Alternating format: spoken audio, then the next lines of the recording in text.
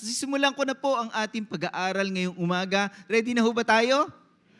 Alam niyo po, ang isip natin ay napaka-makapangyarihan. Ano po? The mind is so powerful. Iniwala kayo doon? Ang isip po natin napaka-makapangyarihan yan. Ano ho? Bakit ko po nasabi ho yan na makapangyarihan pong ating isipan? Ano ho? Alam niyo po, ang isip natin, kaya po niyang utusan ang ating katawan. Ano ho? It can command our body. Ano ho?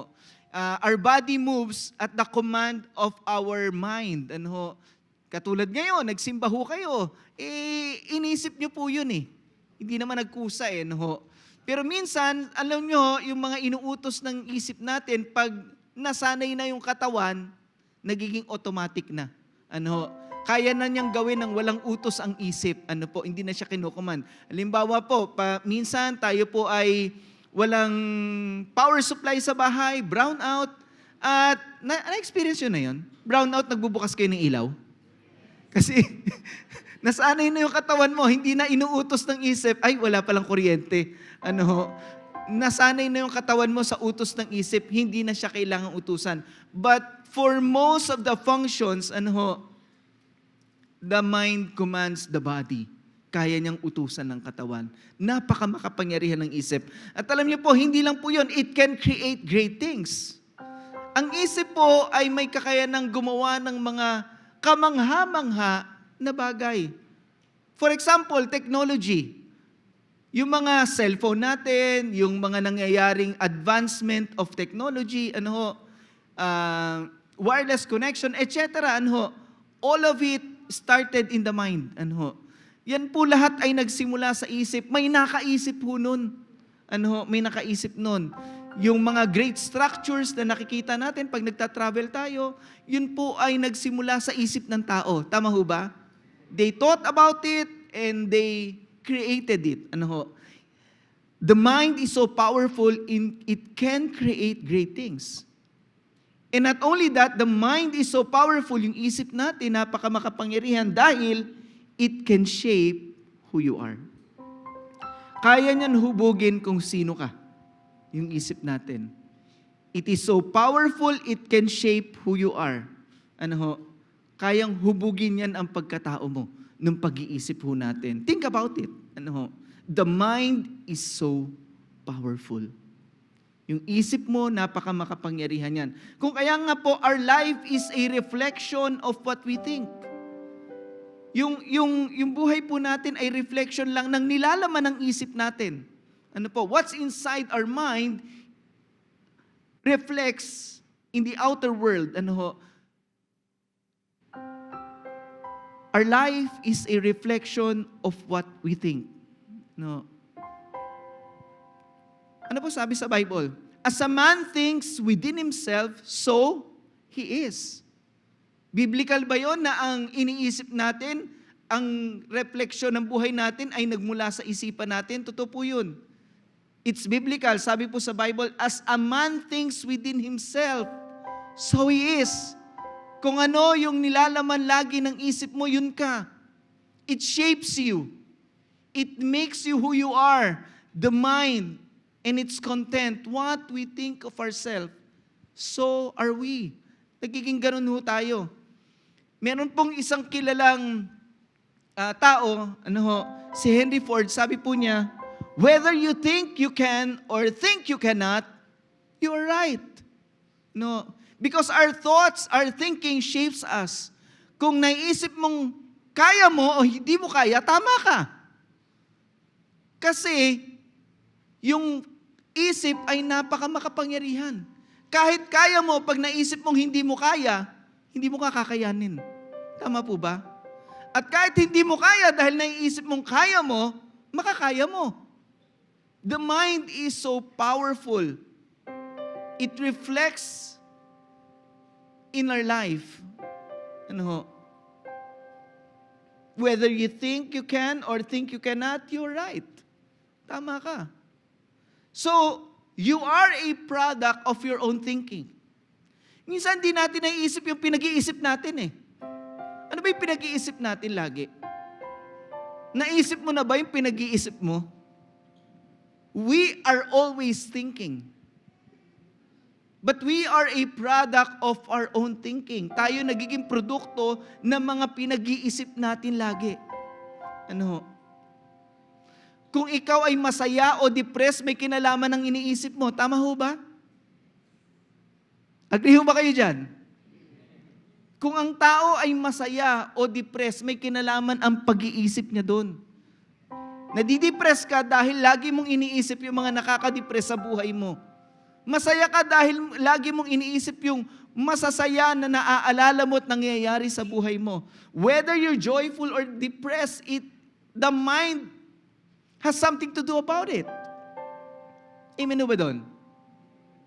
Whether you're victorious or anxious, o ikaw ay pakiramdam mo, matagumpay ka, o maligalig ka, may kinalaman yung isip mo dyan. May kinalaman ang pinag-iisip ho natin lagi. Kung ikaw ay peaceful or angry, the mind has something to do with it. Ano po? Merong kinalaman ang pag-iisip natin dyan.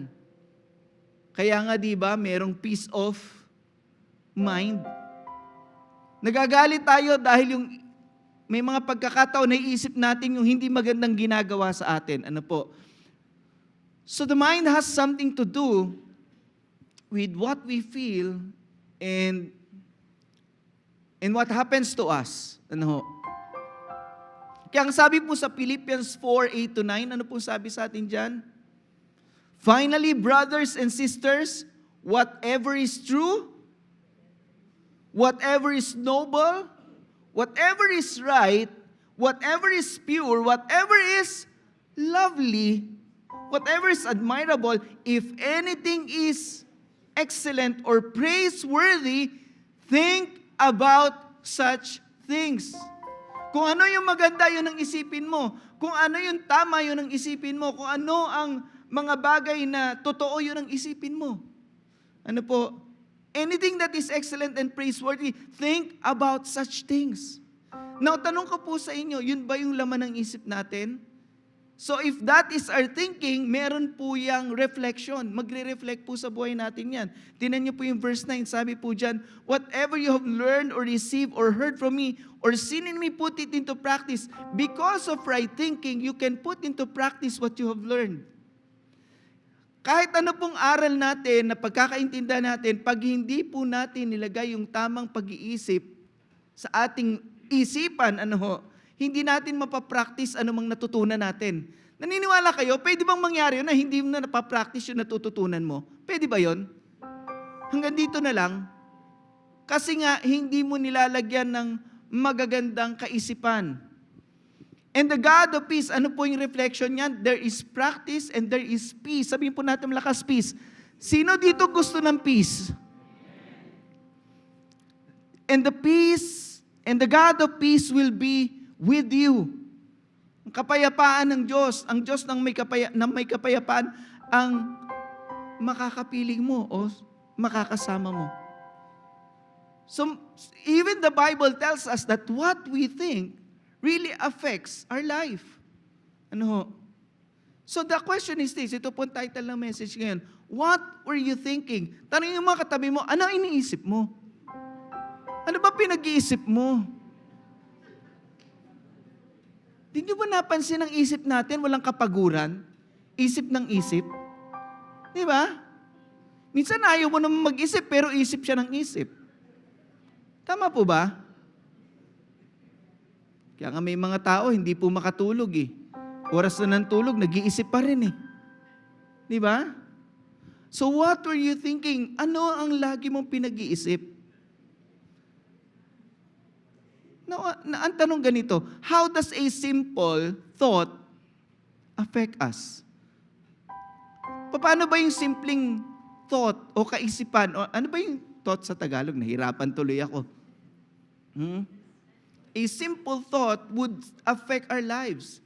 Now, pakinggan niyo po ako, i-guide ko lang po kayo sa progress. Paano nakaka-apekto to sa atin? Una po, there will be a thought, in our mind. There will be a thought.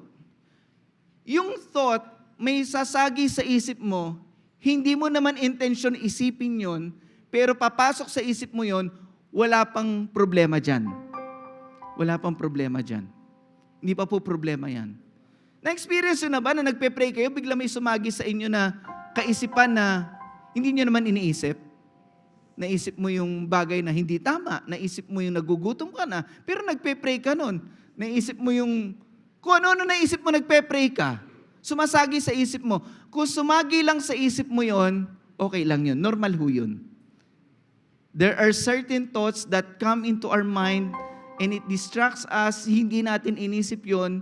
Normal lang ho yun. Hindi po kayo nawawala pa sa sariling katinuan. Ano ho?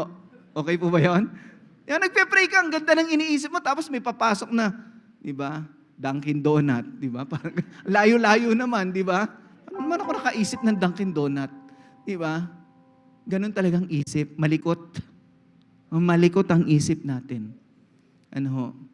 Okay lang yun. Palampasin mo lang. Pero, pag yung naisip mo, pinag-iisip mo na.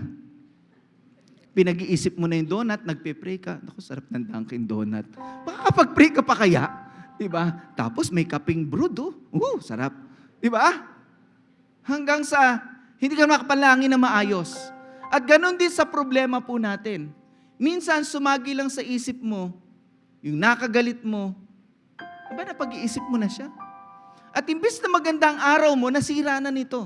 Bakit? You kept on thinking about it. Kaya kapatid, yung lagi mong iniisip, okay lang yung thought eh. Pag sumagi, palampasin mo. Ayoko yan isipin ngayon. Pero pag pinag-iisip mo na siya ng pinag-iisip, dito na nagsisimula, na maapektuhan ka. At hindi lang yan, sa kakaisip mo, lalagyan mo ng kahulugan yun. You put meaning to what you're thinking. You put meaning to it. Halimbawa, nag-uuwian tayo dito, galing Simba. Meron kang binate, hindi ka binate. Di ba? Napag-isip mo, bakit kaya hindi ako binate? Ay, hindi ako binate. Okay lang yan, baka, maraming tao. Pero naisip, baka galit. Baka may nagawa akong mali hanggang sa naisip na, ano ba nagawa akong mali? May ginagawa akong mali ba sa kanya? Siguro galit siya. You put meaning, galit siya sa akin. Kaya ako hindi pinansin yan, galit siya sa akin. Di ba minsan naman tumatagos ang paningin mo sa kapwa mo, may binabati ka, pero may iniisip kang problema, hindi mo siya nakita. Tama, nangyari na sa inyo yun. Tumatagos yung paningin mo dahil may iniisip kang iba, at ganyan ho ang isip eh. Hindi mo siya makita dahil may iniisip kang iba. Binati ka na, nalampasan mo siya. But you give meaning to it. Ay, galit siya sa akin. Galit siya sa akin. At alam niyo po, pag lalagyan mo ng meaning, ganyan yan sa lahat ng aspeto. May naramdaman ka sa katawan mo. Ano ba to? Parang sumakit ang tiyan ko. Tapos pinag-iisip mo na, ako, pampira, ano kaya ito? Naglagay ka na ngayon ng, kala mo kabag lang pero, o diarrhea o whatever, pero parang ilang araw na, naisip mo na, nilagay mo na kalugan, malamang cancer to. Cancer agad no? Bakit po? Kasi ang isip natin, meron tinatawag na negativity bias. Bias po ang isip natin sa negative. Sa psychology, meron po tinatawag na negativity bias. Mas bias po ang isip ng tao sa negative kesa sa positive. Mas maaalala ng tao ang pagalit kesa sa papuri. Halimbawa, pinagalitan ka 1 beses, maalala mo yun kaysa sa 5 beses kang pinuri. Mas dama ng tao yung negative kaysa sa positive. Pansinin nyo sa mga news, di ba? Sa news pa lang eh. Bakit? Ayaw mo na nga manood ng news dahil 90% negative. Kasi walang manonood ng news pag puro positive ang nilagay mo dun. Sige, nagkaroon po ng bagong gawang walang interest ang tao dun. May bago pong bridge. Gusto nila, yung bridge nag-collapse. Mga ganun gusto ng tao. Yung 1.2 billion nag-collapse. Mga ganun ang gusto. Meron pong magandang bridge tayo dyan sa Las Vegas. Wala akong pakialam dyan. Diba? Gusto ng tao ang negative. And we often put meaning that is negative to what is happening to us. And then, itong malala, when you are already believing something, pag nandun ka na sa point of believing, then it really affects you. Doon na yon. doon ka na totally maaapektuhan. Naniniwala ka, galit siya sa'yo. Galit siya sa'yo. Yeah. Naniniwala ka, totoo yun, na may cancer ka. Totoo, may kilala ko pastor pa to. Sabi niya, may cancer po ako. Nagpatingin ka na ba? Hindi pa po. Sabi ko, ba't ka hindi magpatingin? Kasi ilang buwan na po pag nag-CCR po ako, parang may ganun may something na hindi maganda Sabi ko, pastor, paano mo nasabing may cancer ka? Di ka pa nga nagpapatingin. Naniwala na siya. Hanggang ngayon, buhay. Sabi ko, pambira, ilang taong ka ng buhay, kung may cancer ka, patay ka na sigurado. Diba? Hindi ka naman ginagamot. Yeah. Napaniwala siya ng ganoon. Yeah. It affects us, our thoughts, our thinking, rather. Alam niyo po, hindi lahat ng iniisip mo totoo. Ito ang totoo. Hindi lahat ng iniisip mo totoo. Maniwala ka sa akin. Hindi lahat ng iniisip mo totoo. Naalala ko yung aso ko. Papunta lang ako sa aso ko. Ang aso ko, noong May 2024, nagpipreach ako, depressed ako. Alam niyo, yung pala, di ko alam na di-depress na pala ako. Kasi kumakain kami sa Shakey's kasama yung mga worker, masaya sila pero yung spirit ko down. Kasi nung dinala ko sa vet yung aso ko, parang hindi natatagal yung aso niyo po, ganyan, ganyan. May bukol, nilalagnat, nagkakasakit, di kumakain, mag-iisang linggo na. Katapusan na ng aso ko. Preach ako sa pakiramdam, mamamatay ng aso ko. Yun na paniniwala ko Yun yung paniniwala. Alam niyo po yung aso ko hanggang ngayon buhay. Buhay. Sabi ko, pambinaabot ka ba 1 taon Sabi ko, yung pinaniwalaan ko mali.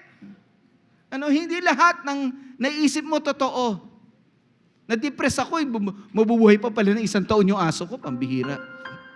Diba? Hindi lahat ng naiisip mo, kapatid, totoo. At minsan, ang napapaniwalaan mo yung kasinungalingan. Dito sa mundong ito, maraming fake news, maraming pina-fabricate para paniwalaan ang kasinungalingan. You may believe a lie. At alam niyo po, dito magaling si Satanas. Dito siya magaling. Laruin yung isip natin. Dito siya magaling. Lying is Satan's primary weapon. He would lie to you in your mind. Wala kang kwenta, yan lang ang naabot mo, bigo ka sa buhay, hindi ka matalino, di ba? Hindi ka mahalaga, galit silang lahat sa'yo, sisinungalingan ka ng demonyo, sisinungalingan ka. Wala kang mararating sa buhay, ganyan yung mga, di ka nagagaling, di ba, mga ganon. He is always lying. Lying is Satan's primary weapon. And let me show you, tingnan niyo po, sa unang eksena pa lang sa Biblia, kay Adam and Eve, lying was used by Satan. Tingnan niyo po, sabi niya,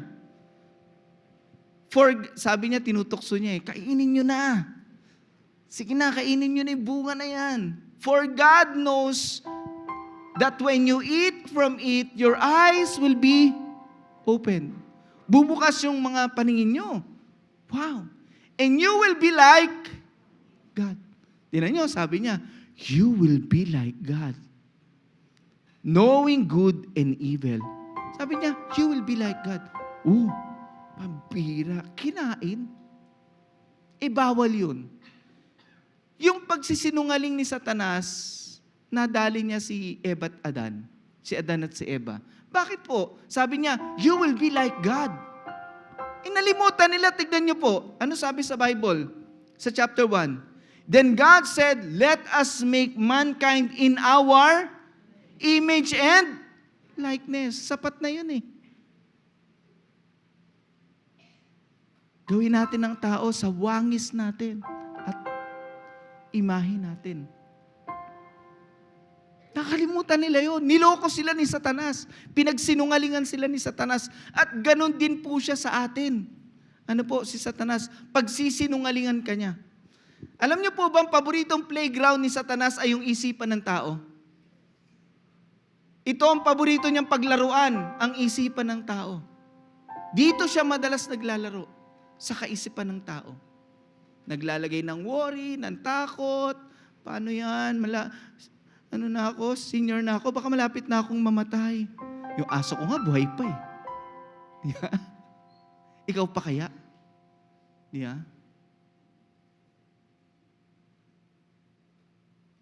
Ang isip po natin ang madalas paglaruan ng dyablo. Yeah. At pwede kang maniwala, meron nga eh.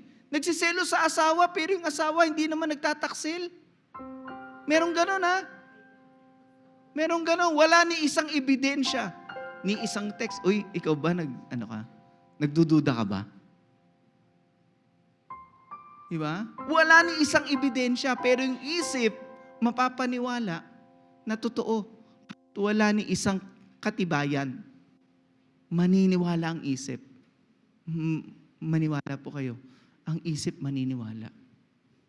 Ano? Kaya ang isipan po natin, pakaingatan ho natin yan. Amen ho ba? Ingatan ho natin. Sapagkat dyan madalas maglaro ang kaaway, dyan niya madalas laruin ang tao sa isipan. Ano ho? At alam niyo po, hindi lang yon. Hindi lang si Satanas ang naglalaro yan. Pati ikaw mismo, ang sarili mong isip, it is playing tricks on you. It can play tricks on you. Talaga, ito yan. Your mind can play tricks on you. Pwede kang lokohin ng sarili mong isip. Si Satanas na gagawa pa, yung isip mo pa. It can play tricks on you. Hihiluhin ka niyan. Bigyan ko kayo ng halimbawa magkaroon tayo ng activity ngayon. Okay. Gusto ko pong bilangin nyo kung ilan ng F na meron dito. Sige ha, bibigyan ko po kayo ng ilang segundo. Tignan nyo pong screen. Ilang F meron dito? Sige.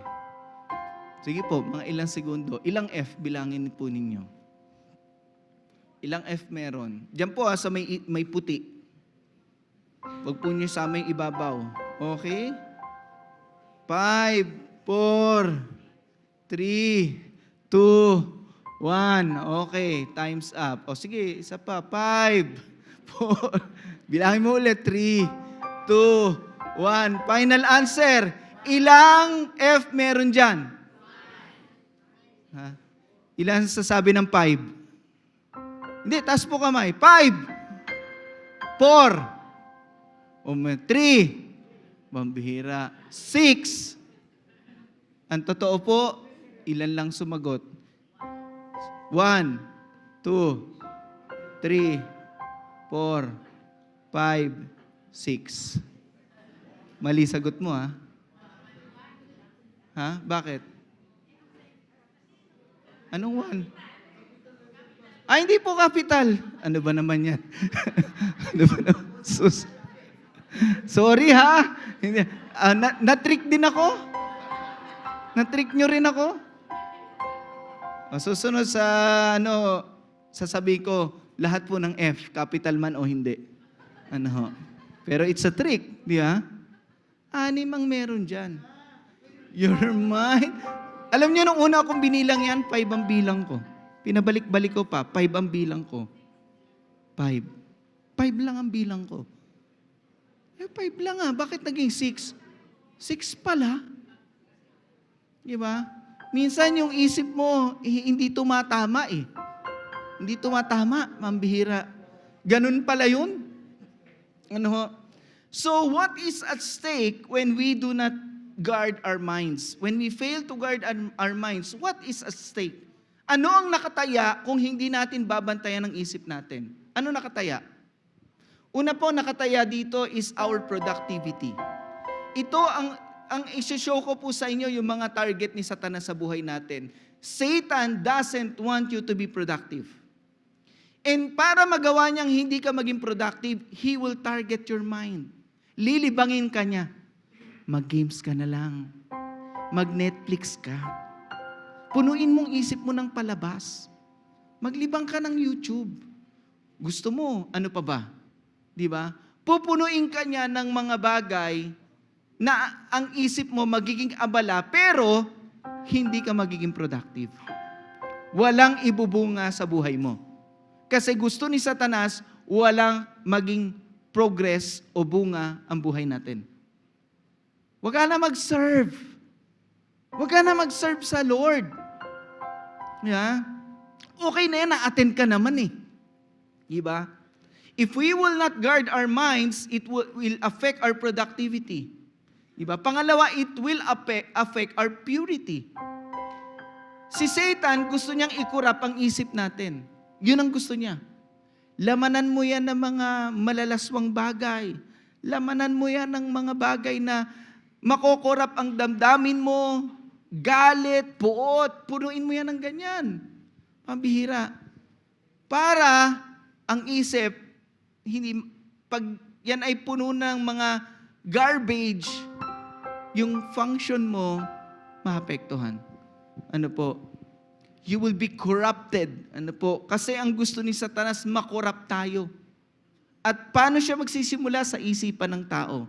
Gusto niyang hindi ka maging productive, gusto niyang maging corrupt tayo, at pangatlo, ayaw niya na may kapayapaan tayo.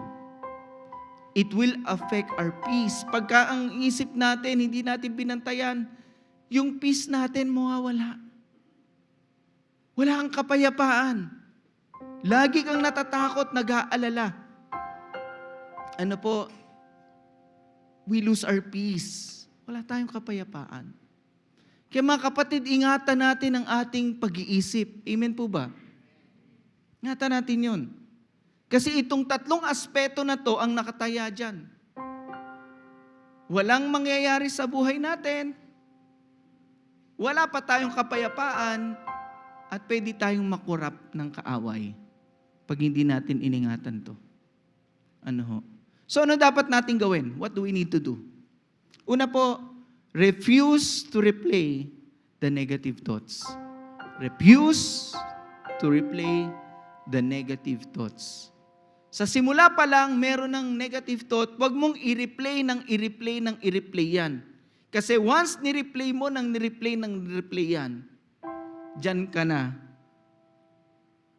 mabibiktima. Ano ho? Dyan ka na mabibiktima. Kaya ang sabi po sa Bible ay ganito, we break down every thought. You break it down. And proud things that put itself up against the wisdom of God. Kasi kailangan natin yung wisdom of God eh. Sabihin nga po natin malakas, wisdom of God. Yun ang kailangan natin eh. Yung wisdom of God, yun yung kailangan natin. Pero minsan, yung thoughts na nag-ruminate sa isipan natin, yun yung nakaka-apekto. We take hold of every thought and make it obey Christ. Mapasunod natin yung isipan natin sa Panginoon.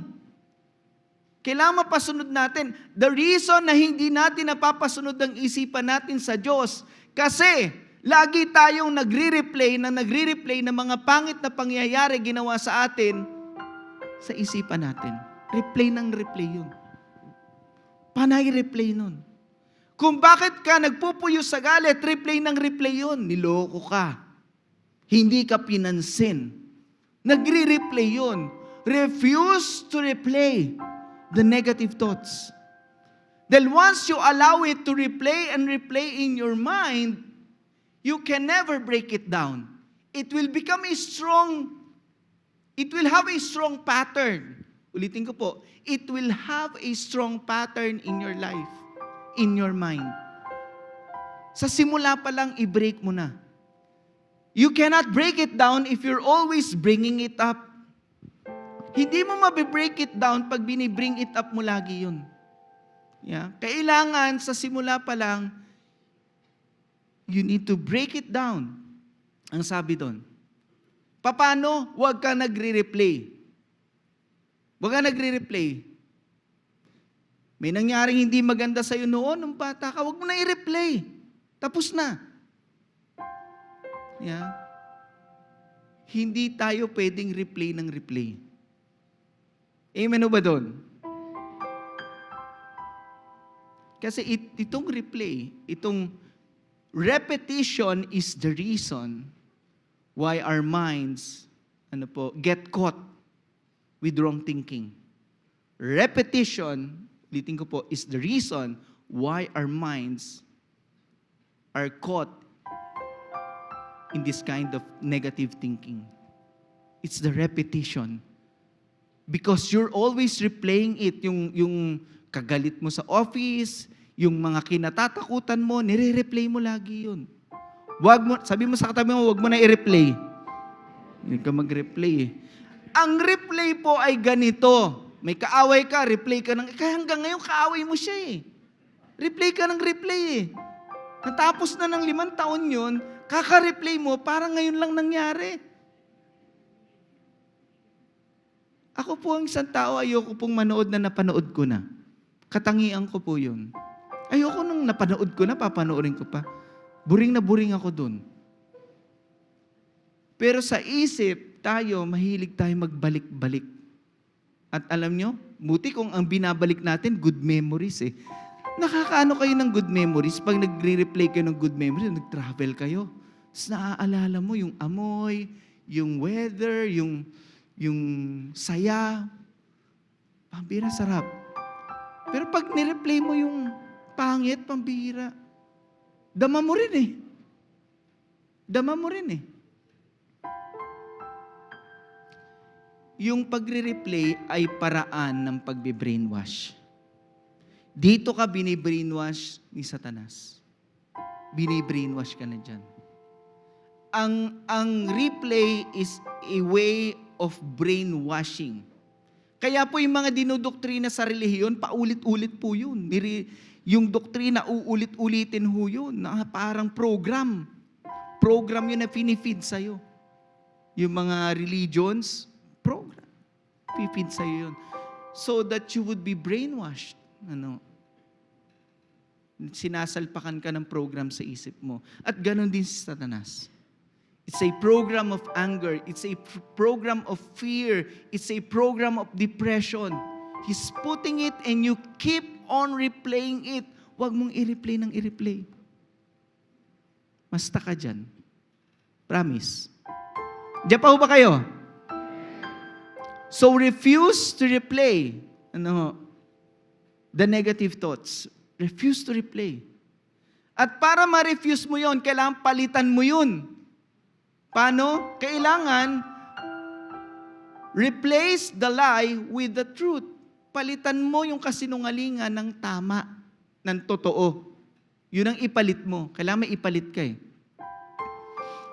Ano po sabi sa John 8:32? Sabi diyan, you will know the truth and the truth will set you free. Palalayain ka ng katotohanan. Kailangan yun ang ipalit mo, katotohanan.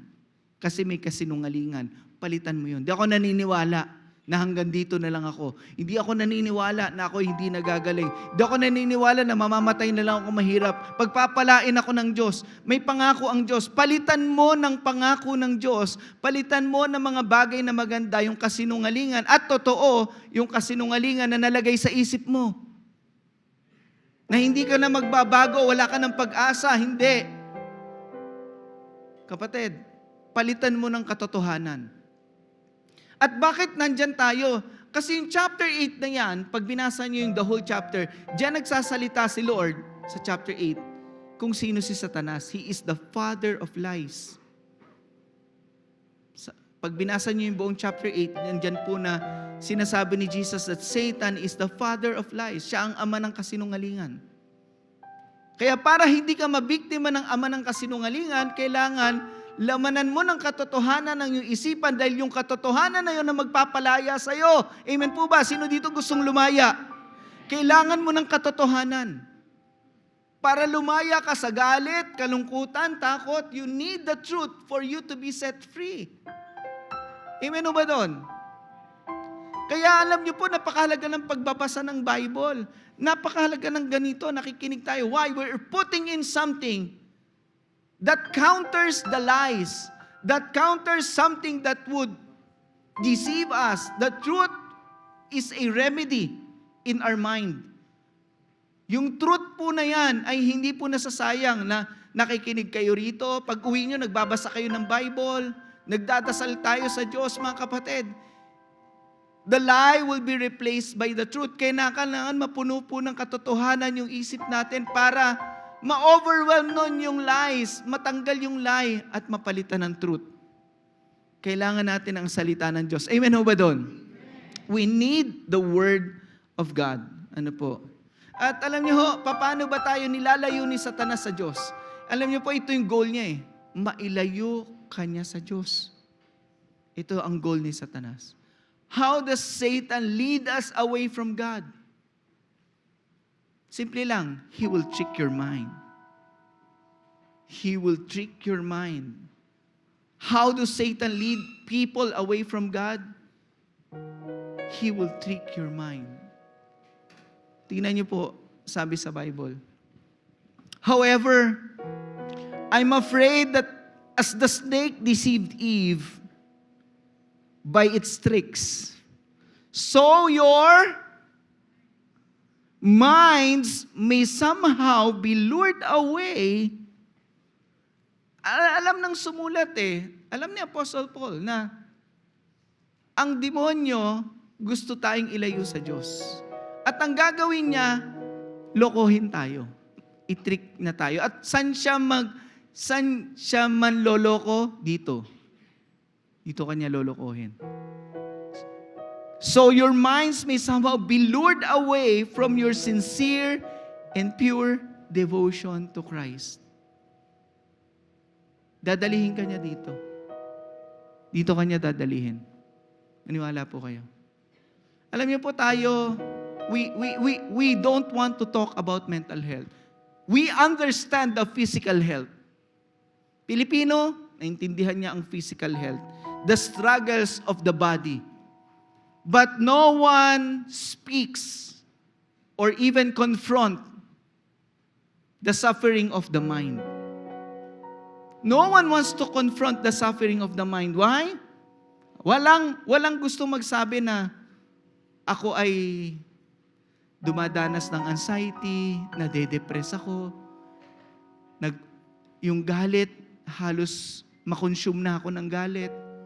Walang nakikipag-usap ng ganun. Bakit? Merong stigma na pag yan ang topic, parang, you're weak. Ano po, alam nyo, after pandemic, may nakausap akong pastor, sabi niya, alam mo pastor, after pandemic, ang dami-dami dito sa church. May mga anxiety, panic attack, depression. At alam mo pastor, sabi niya, kadalasan yung kung sino pa'y matatalino. Talaga? Ni-research ko ngayon, may link ba ang high intelligence? Meron. Pero siyempre hindi naman porke pang matalino lang pala yung mga problema na yan. Lusot ako, Lord. Thank you, Lord. It's for everybody. Because every one of us thinks. Every one of us has a mind. Ano po? Pag uwi mo, bit-bit mo ang isip mo. Pag mag-isa ka, nag-iisip ka. Diba? Many people suffer silently with their depression, with their anxiety. No one wants to listen. Walang gustong makinig. Wala rin gustong i-address yan. Kasi, ang naiintindihan lang natin, physical na katawan. Pero ang physical na katawan at ang kaisipan ay may kaugnayan sa isa't isa. What do we do? Ulitin ko lang po, refuse to replay the negative thoughts and replace the lie with the truth. I pray kung sino man nandito, you're always thinking, kapatid, di ka na nakakatulog or kahit saan ka, hindi mo nadadama ang kapayapaan. It's because you're struggling mentally. Struggling with your mind. In your mind. Kapatid, gusto ng Panginoon, madama mo ang peace. Amen po ba? Ma-rediscover mo ang purpose ng buhay mo. Ma-rediscover mo yun. At ang gusto ng Panginoon, kapatid, hindi ka mabuhay na niloloko ng kaaway. Gusto niyang mabuhay ka sa katotohanan. Amen o ba doon? Tumayo po tayong lahat. Palakpakan po natin ang malakas ang Panginoon. Let's just worship God today. I believe God is here. Oh Lord, we worship you. We want to honor you. We just believe that your presence is here and your power is at work in us. Oh Lord, we worship you. Hallelujah.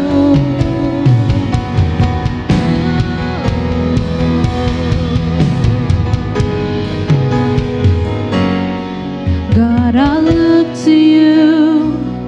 I won't be overwhelmed. Give me vision to see things like you do. God, I look to you. You're where my help comes from. Give me wisdom. You know just what to do.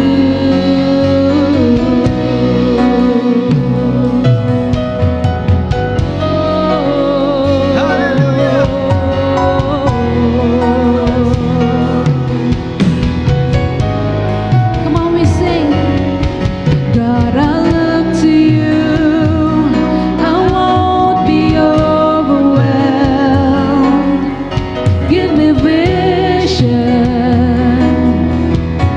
to see things like you do.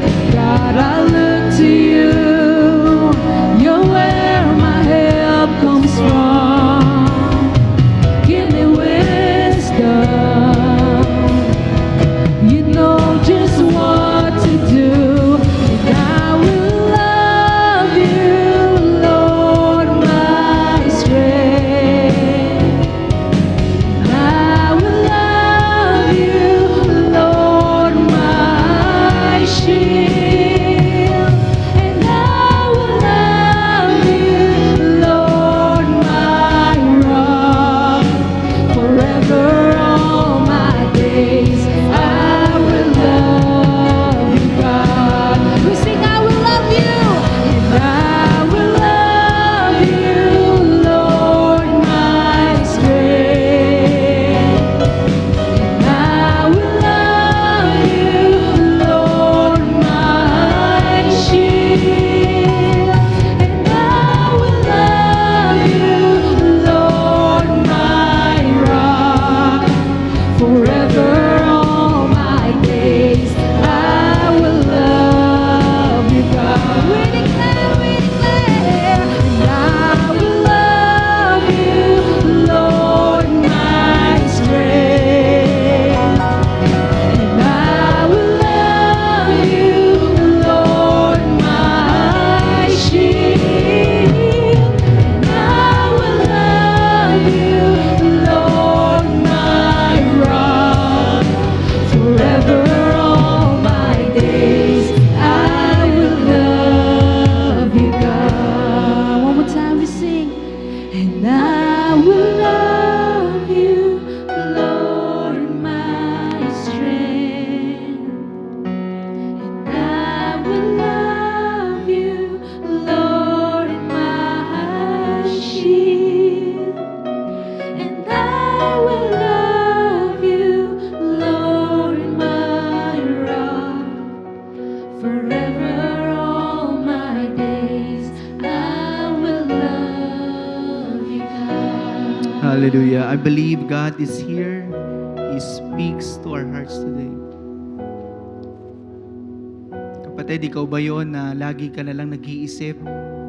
And you know in your heart, you don't have that peace. Ngayong umaga, kinakausap ka ng Diyos. He wants to set you free. Gusto niyang makalaya ka dyan. Allow His truth to fill your hearts and mind, your heart and mind today. Refuse to replay the negative.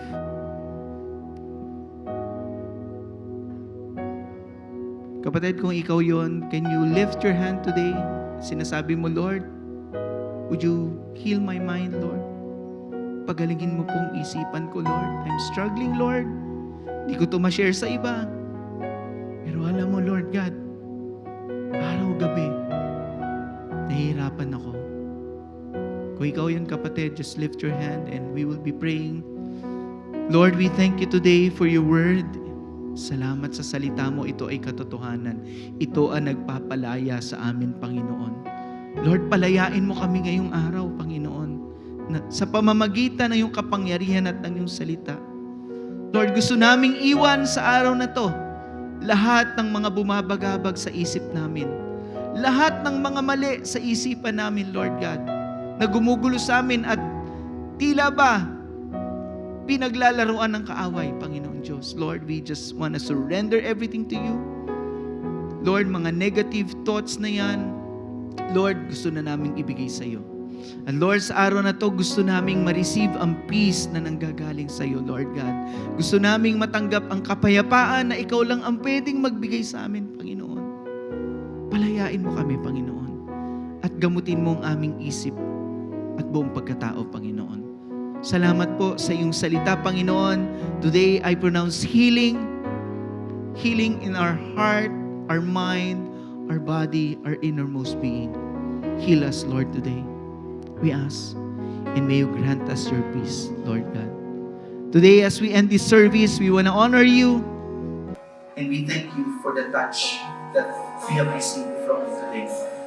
Panginoon, sinasambahan natin sa ngalan ng Ama, ng Anak, at ng Diyos Espiritu Santo. Amen.